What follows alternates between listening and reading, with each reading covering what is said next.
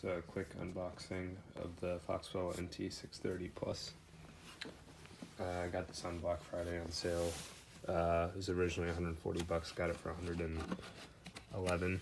I also ordered another Foxwell tool that I'm gonna do a review on. But this one, I just want to see the capabilities of this tool. So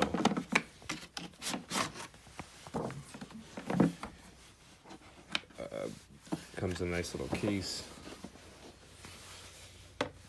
It's a user's guide right here and a little storage pouch. Quick start guide, actual tool. There's a cable, I believe this is to update it. It's a USB.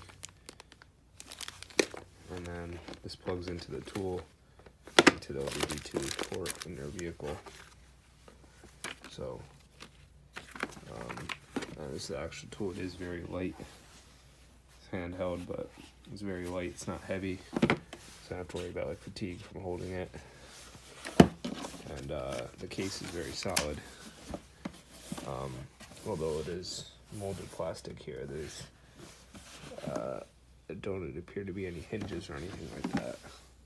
So that's the tool unboxing.